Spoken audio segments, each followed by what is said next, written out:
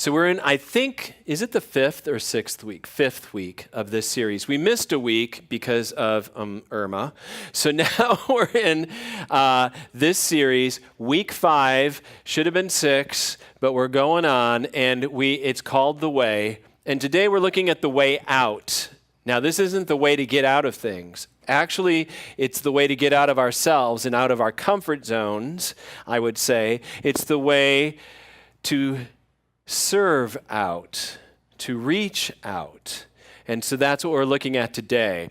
And the text is from 1 Peter chapter 3, a letter that Peter wrote to Christians who are facing some tough times. And it kind of comes up even in this section of the letter. Okay? 1 Peter chapter 3, verses 13 to 18.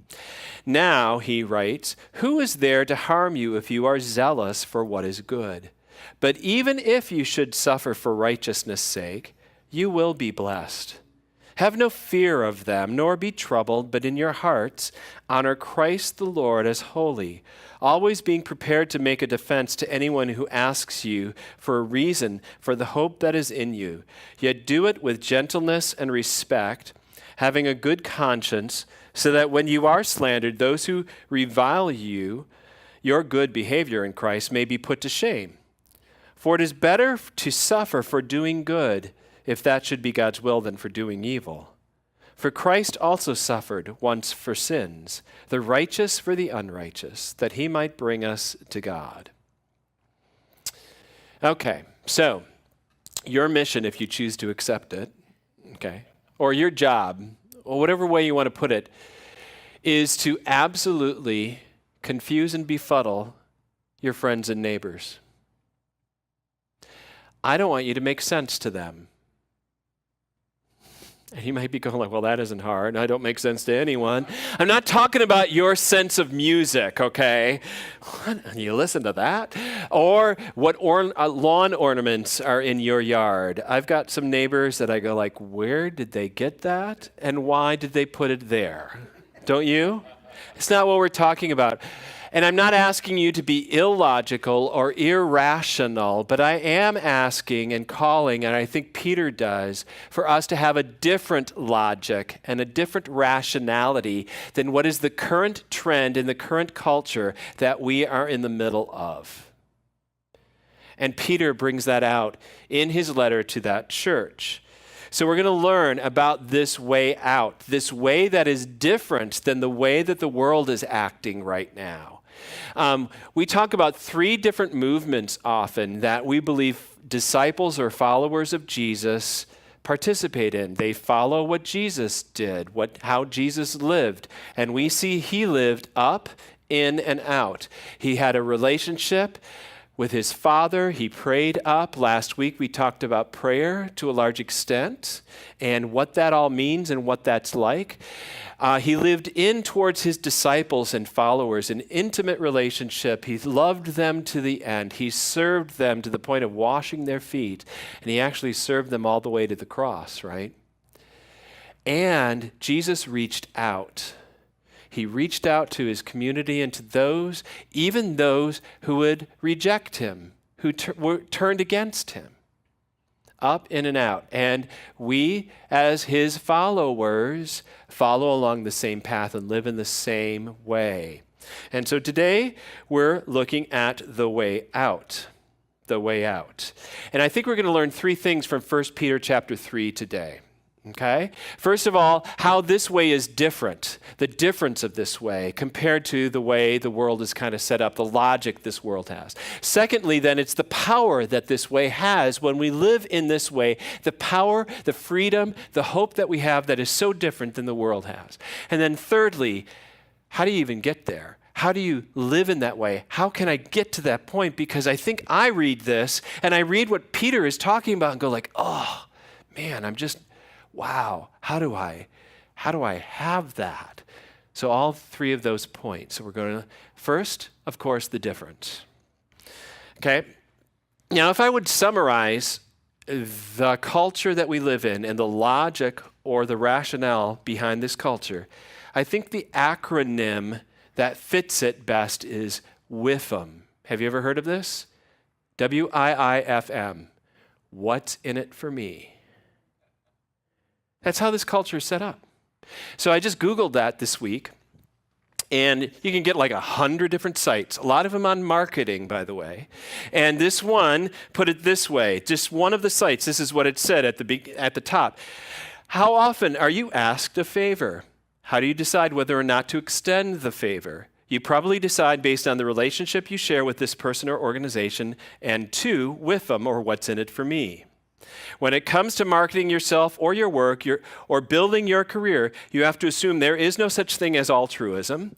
You must always identify and convey how the other person will gain by doing what you ask. In other words, I want you to do something. I have to figure out what's in it for you because I've got something that I want from you. In other words, what's in it for me? The reason I'm even asking you is because I want something from you. So we make deals, we set up contracts, almost everything in our society is based on what's in it for me. When I go to the store, what's in it for me? I'm buying this, I give you this. What's in it for the store? They make a profit off of me, right? So we're always about with them in this society in general, and it happens everywhere, right? High school students volunteer because it's really good on the application for college. And college students volunteer because for employers to look at in their resume as well as you got to do 80 hours, don't you? No, let's be honest, right? So, right, that's the way it works. And people give so often to get something back, to get a name recognition, an honor, a name on a building. They can give millions, right? To get even the satisfaction out of it. Something is in it. What's in it for me? And so often we do everything as kind of a negotiation, and we're always trying to figure that out. There's something always in it. What's in it for me? We're going to get into this a little more. I'm not saying it's all bad. How terrible that you get something out of something. I'm not saying that. We'll get there. But this is the only motivation most people in our culture now have. It's the one that's the most legitimate. It's the only one that we think about. And I think that's a problem. And it's a problem especially because I have seen churches act like this. The last few weeks I've seen it. And I'm not going to name any, okay? But I am just amazed how it works, that all of a sudden, instead, we care more about our institution, what's in it for us if we do this, how do we do that in order to get something from this, yada, yada, yada, yada. It just makes me wonder. I remember the church I was a pastor of for 7 years out in California, there was one of the leaders of that congregation who was on the council at the time, came up to me and he said, Pastor John, we need to get a lot more members in this church. I thought, great, I agree with you. And then he kept going, because we need to meet our budget. You get it? I thought, great. I could just see myself going out and telling them honestly why we want them in our church. Hey, why don't you join Grace? It's a wonderful place. We need to meet our budget. And you'll help us with that. Yeah, that's going to work, doesn't it? Yeah, what's in it for me? What's in it for our institution? And here's what's fascinating. Ralph Winter, he was the director of U.S. Center for World Mission back in 1978. I know, decades ago. A decade or more before you were born, right? Yeah. I think it's still absolutely true today. It's not obsolete. It's not like, okay? This is what he said. He said, unless and until in faith the future of the world becomes more important than the future of the church has no future. Did you get what he's saying? When we put our needs in the church first, we end up losing our mission. Because we're not here for ourselves. We're not here to just meet my needs as a pastor to have people to talk to. right? And we're not here to just meet if we just become a purveyor of spiritual goods and services in this world, I think we've got a problem with that because this world isn't even needing them at this point in time. They don't think they do. It's like trying to sell water to a Dasani distributor. Why do I need that? I've already got all the spirituality I need. Why would I want to get involved in that? That makes no sense to me. If we try to say, this is what's in it for you and this is what's in it for us, we're like any other organization. I think we've lost our mission. John Piper put it this way: the words of Jesus, if you save your life, you will lose it. And if you lose your life for my sake in the Gospels, you will find it have an application to the church universal, to denominations, to local churches, and to individuals. So it's not just for you individually, but for this church and for this area. That if we try to save ourselves, to make sure that we're doing just what's protecting our institution or making it grow, we have lost our mission. Absolutely lost it. And if that's what we're about, just close up shop now. It's not worth it. It's not worth it. We don't need just another organization in our society. We are supposed to be, I think, from what Jesus says, here for others, those who aren't even here yet, and not just focused on ourselves. Is that interesting? We're going to get to that. So,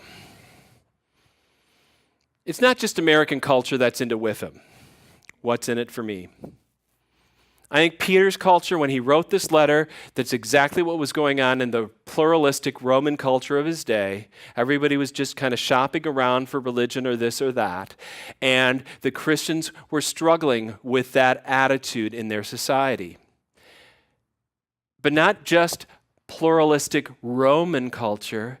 What's fascinating is in Jesus' day, his own Jewish, monotheistic, biblical culture could fall into the same trap.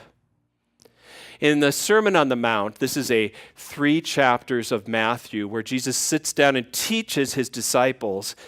In Matthew chapter 5, Jesus talks about this when he says, "You've heard that it was said, you shall love your neighbor and hate your enemy. But I say to you, love your enemies and pray for those who persecute you, so that you may be sons of your Father who is in heaven. For he makes his sun rise on the evil and on the good, and sends rain on the just and the unjust. For if you love those who love you, what reward do you have? Do not even the tax collectors do the same? And if you greet your brother, only your brothers, what more are you doing than others? Do not even the Gentiles do the same? You therefore must be perfect as your heavenly Father is perfect." See how Jesus contrasts what's in it for me with the way that his followers are to be? If you just do things for people who are going to give you a favor back, what's different about us? If that's what we're like, right? God doesn't just, these are the people who are going to follow me and do a good thing for me, so I'm going to bless them. Take the rain off this house. No sunshine over here. Do you understand? He provides good things for everybody regardless because he is a generous, good, loving Father. Regardless. He doesn't look, what's in it for me if I give you this? I don't think God does that. That's not the God that I read throughout the scriptures. So Jesus contrasts this. Now you might go, well, wait a minute. So John, are you saying it's wrong for me to ever get anything good out of anything that I do? No. I'm glad you feel good when you give to someone else. I'm glad you're nice to your family members. I'm glad you serve your neighbors who will maybe have you over for dinner. I'm glad for all of that, right? I'm glad that you feel satisfaction or a sense of fulfillment when you do good things for others. That's fantastic. What's in it for me is okay, but it's never the only motivation. It's not the ultimate motivation that we as Christians have. Okay, so Peter asks at the beginning of this, now, who is there to harm you if you are zealous for doing what is good? He assumes that most of the time when you do good things will happen, that people will say nice things about you. Well, people will thank you. People will praise you. People will reward you for doing good things. But then he continues in this and he says, but even if you should suffer for righteousness' sake, you are blessed. So there's an underlying reason you're doing it in the first place, not to get the reward, not to get that, but because you already have been blessed by God, because God has already given you favor. You're not paying back, you're not paying forward. You are just giving thanks for what God has already blessed you with and given to you, even in the face of not getting anything in return. It might even happen. I don't think it's hardly ever happened in my life to this point that I might even suffer or be treated poorly for doing something good for someone else. But we don't do with them what's in it for me, and so I'm only going to do it if I get something out of it. The motivation that I believe that Peter is talking here in this letter, the one that stands out, the one that is such a contrast to this world, the one that's going to not make sense or follow the logic of this world is WIIFT, what's in it for them? What's in it for them? That's the contrast Peter's talking about. What a shock, huh? What a difference. Well, I'll tell you that that difference has a power to it. And I think at least in two ways we're going to talk about the power it is to live in this way that Peter is talking about here, the way, I believe, of Jesus and the way that he's called us to live in this world. The first thing that this power does when I am living what's in it for them and I'm not worried about getting something from someone, that absolutely frees me. I don't know if you realize it. I am free then not to be afraid of the response I get. Whatever happens, I'm still doing it because it's good for them. So it frees you from the fear of man, as the Bible will call it, or I'd say the fear of human beings. Have you ever thought of this? Why am I afraid of what people think of me so much? Have you ever thought that? Why do we have that going on so deeply? Now, we all experience that fear, whether it's the fear of public speaking, the fear of putting your foot in your mouth, and the fear of getting into that party and not knowing too many people. It's like, what amazes me is, why am I afraid of people I don't know? And what they're going to say. I don't even know their names, but do you understand? Because so often I'm still looking for something out of them that I think I need. That's why I'm afraid. Proverbs says it this way: the fear of man lays a snare, but whoever trusts in the Lord is safe. We're going to develop that a little later. So wanting other people's approval and their acceptance, I think it's a good thing. It's not a bad thing. I mean, it's a natural thing. I think it tells us something about ourselves. Whether the world thinks that, it's just not true. I am not a self-contained, self-defining individual. I don't care how much you can talk about self-esteem. Self-esteem is never about just what I think about myself. I am always relating to other people. From the day I was born, even before I was born, I've always in relationship with other people. And so other people's opinions and thoughts do matter to me because I'm a community person. It's not an issue. In fact, sometimes it's really good. I know in my many years of life that there have been times I haven't done things because of what other people might think. And that's good because some of the things that I wanted to do were a little destructive, not healthy. So sometimes it keeps me away from that. But when I have this inordinate fear, this all-controlling worry, this insurmountable, paralyzing thoughts about what other people are going to say, what other people will do, etc., that becomes an issue where I will even betray my own values and my own beliefs because of what they're going to think or say. Have you ever faced that? Yeah. You can be free from that. You can be free from that. It's interesting. You can be freed from worrying about how many likes you get on Facebook or how many comments people make about you that you overhear. Your self-esteem, if you want to call it that, your value, your identity does not go up and down with the opinions of this world. Some of you, I think I've shared this before. And I know, maybe this is a bad thing.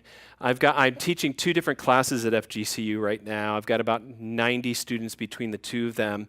But I find it's just a reflection of society. It doesn't matter that they're 18 to 23 years old or so.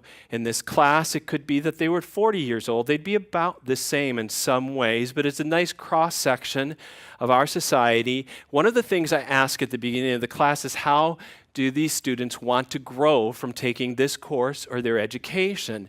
And almost one of the most predominant things that comes up when they list things out, they want to grow more than anything in self-confidence. Whether it's from public speaking, which is a big fear of a lot of people, to just being more confident about themselves, being able to be assertive enough without being obnoxious, to be in front of people. I don't think they're any different than the rest of us. Because we're so caught up and trapped in this fear of what other people think and say. And Peter says it this way: don't be afraid of them. Don't be troubled by them. And what he was talking about, it wasn't that people were just name-calling the Christians or disinviting them from the party down the block. They were facing economic, losing jobs, and physical persecution, being thrown into prison. He says, you don't even have to fear them then. You do not have to fear them then. You are freed from that. You're free to do what's right and proper rather than following the whims and dictates of other people. If you're a parent, you know this needs to happen. And those who are young yet, as far as children, someday you'll know that your child will not like you at times because you are going to do the right thing for your child and not what the child wants. If a parent has all their self-esteem sucked into how this child responds to me, they cannot be a good parent. They cannot be a good parent.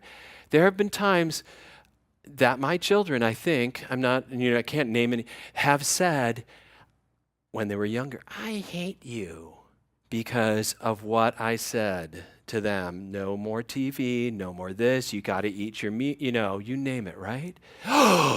If that mattered so much, it hurt. Yeah, of course it hurts.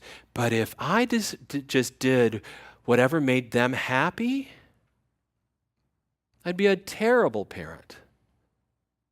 But instead, it's like, I'm going to love you anyways. I love you no matter what you say to me. Okay? If you're a teacher in the classroom, there are times, you don't inflate everybody's grade and give them an A just because they'd be happier with you.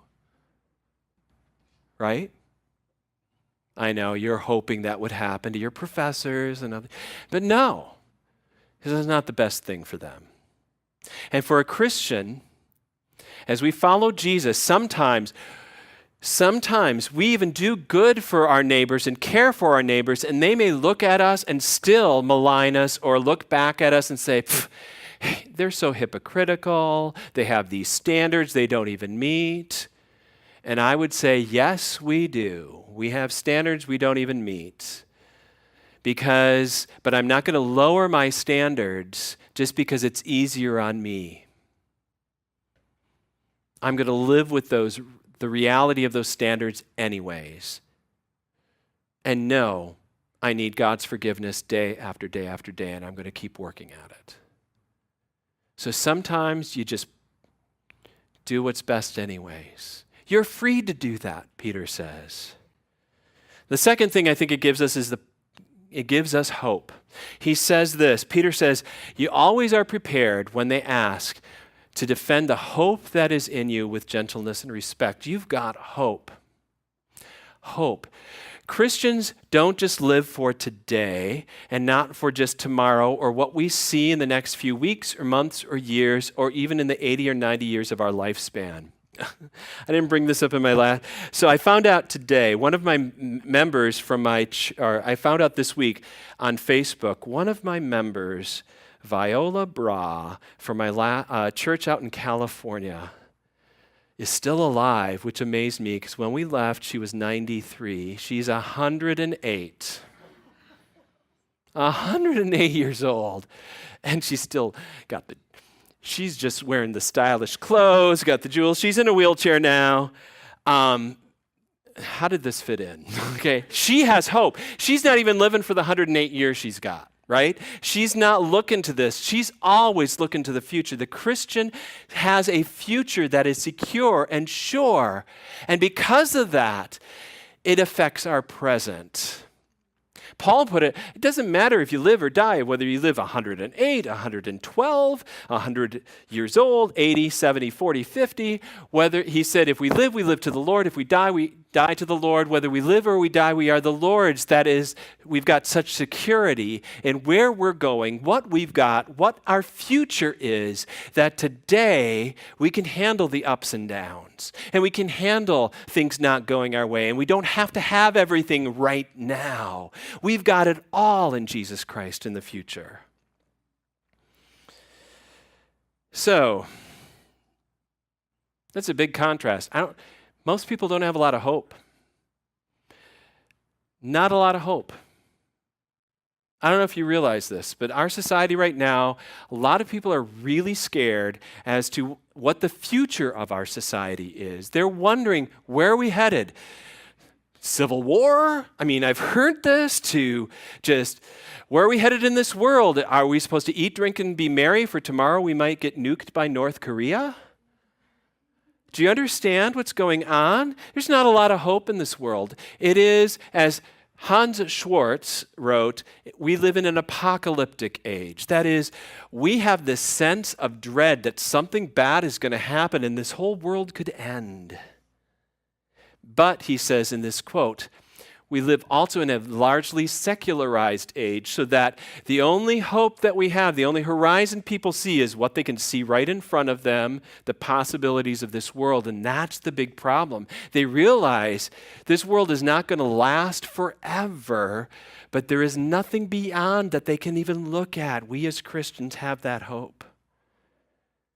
And let me tell you, when you, instead of focusing on what's in it for me, are actually saying what's in it for them, though you get benefits out of it, and you live that way, and then you face some things, sometimes even criticisms or whatever, and you still do the good, they're going to look at you and go like, how do you do this? You don't make sense to me. You're not following the logic of this world, and praise God if you're not. Because the logic of this world is a dead end. But the logic of the kingdom of God, the rationality that we have in Jesus Christ, who is the way, the truth, of the life, he's the missing ingredient. So now you might be going like, okay, wait, you said I can be freed from the fear of other people and what they think, and freed to have a hope. How do I get that? How do I get that? How can you be freed to live in this way? I think Peter says it well. He says we can be freed for this life. He says, in your hearts, honor Christ as Lord, or place him as holy, or revere him. Don't fear people, but honor Christ in this passage. Now, it'd be disingenuous for me to say that I don't care about what other people think. I mean, if somebody lived that way, there's some arrogance about them you do not want to be around. I don't care what anybody thinks. Ooh, I don't know if I can be your friend if you don't care about that. But at the same time, we've got something more. We all intuitively know that we are relational beings, that we have friends, that these things matter. And we know that we're a part of something greater than ourselves, somehow. The question isn't that we don't get and derive our sense of self, our purpose or destiny or direction or identity from outside of ourselves. Everybody does. It's where. And Peter says, don't worry about them. Honor Christ. He is the source.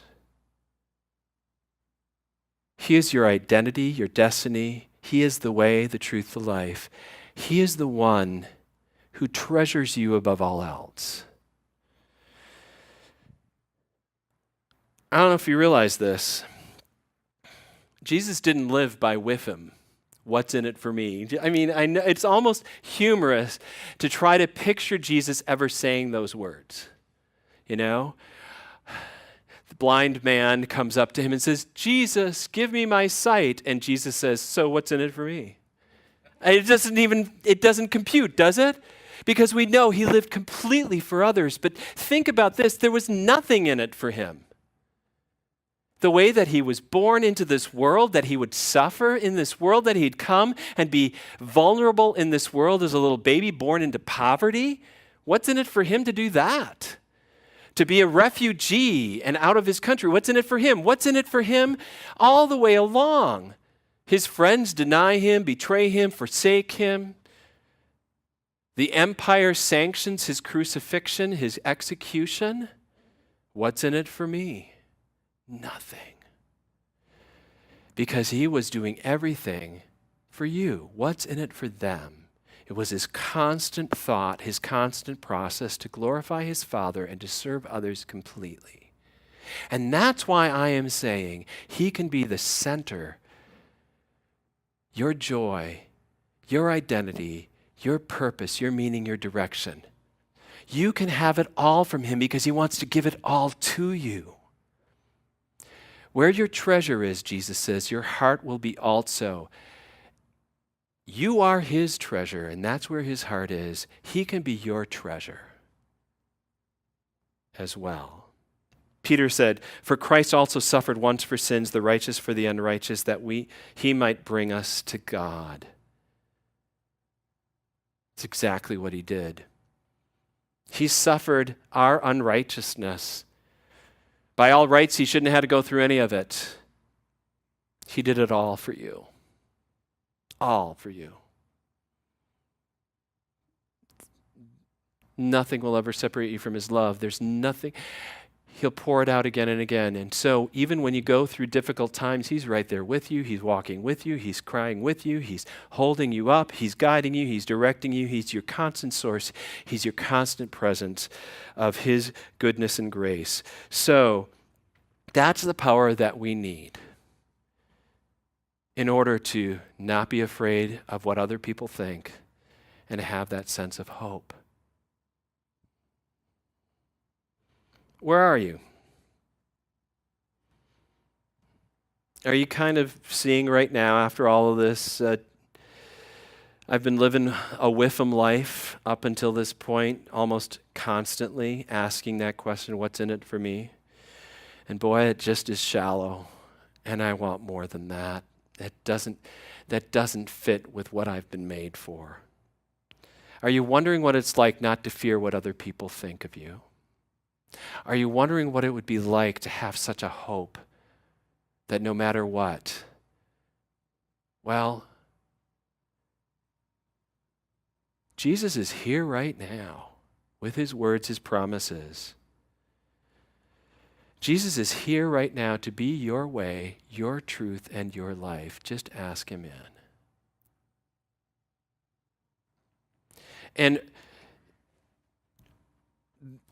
for me and for many of us, maybe we're at saying, wow, boy, that Whiffam Adam's gotten back to me again. I've allowed the media, the marketing, my neighbors, all this stuff to just become, again, self-centered. It's time to turn that around. Whether it's the first time or the 1,000th time, I think it's time to pray and to ask the one who treasures us, who does it all for us, to become our treasure in the center of our lives. Let's pray.